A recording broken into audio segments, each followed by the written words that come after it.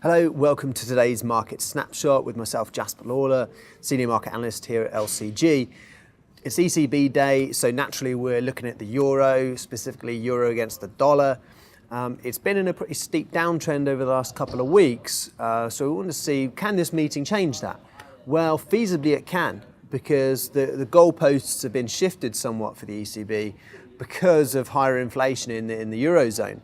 Basically, inflation is hitting the ECB's target at 2%, so the need for quantitative easing and for low interest rates are starting to be questioned.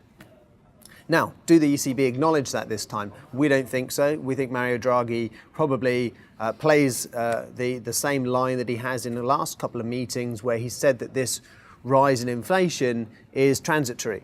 And so he's trying to buy a bit more time for the QE policy to play out, with the idea that it's just oil prices driving the inflation higher. It's not the underlying inflation in the economy, perhaps looking more like core prices. That's the real concern here. So how does he react? Probably no change in policy. It would be a very big surprise if they did change anything on interest rates or QE. There was previously talk about changing the way in which the quantitative easing is conducted, and that's a possibility just because there are some question marks about how the ECB can actually continue to buy the number of bonds that it's buying. It's somewhat addressed that with its mini taper last time. It's buying 60 billion a month instead of previously 80 billion a month, but it is doing it until December. So that's quite a long time to be doing it, and they may run out of bonds to buy. So maybe they will change the capital key. That would probably be a negative for the euro. What we think may happen here is that even though the ECB don't really acknowledge the problem of inflation, the market doesn't trust Draghi's reaction and thinks that actually tapering is closer than the ECB suggests. And that could be the catalyst for a rebound of the euro. Why do we think that? Well, the trend is down, but there's some key support coming up. So we're going to look at that now. So this is the daily chart for the euro dollar. We've referenced it in a few previous videos here. Now, I've moved this Fibonacci out of the way just so we can see this chart a bit clearer.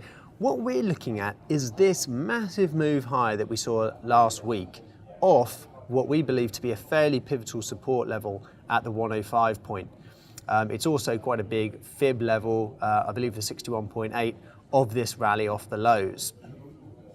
So what we're eyeing to see is whether this pullback from this quite significant resistance in around the 106.50 is just that, a pullback before the momentum that created this move higher continues. So if I transpose this Fibonacci back again to where it should be, we drop down to a shorter term chart. Oh, I've done that pretty perfectly, highs and lows. Here you can see, now we were first looking at the 61.8, we got a little bit of a rebound off there, but it didn't happen, the market rolled over again. Got a little bit of spike in between the two fib levels. Again, the market rolled over again. But as you can see this morning, a little bit of a fake push below the 76.4 level here, but now we're rallying to the top side, and we've made actually a high for the last 12 or so hours, pushing it back into the 61.8 level. So what we're looking for is if there is some signs of a short-term close above this kind of resistance area in here, around that 61.8 level, it could be the first signs that this move lower has ended and the euro is going to start pushing higher again. Again, if we just drop down to the 1 hour chart, it demonstrates quite nicely that there's been a downtrend in momentum, but a bit of a breakout here as of this last candle. You can even extend this trend line over here. There's different ways of drawing it, but I think most ways you draw it, you can see that there's been a momentum breakout, and it looks like price might be about to follow suit. So this could be a guide point for how markets move post ECB.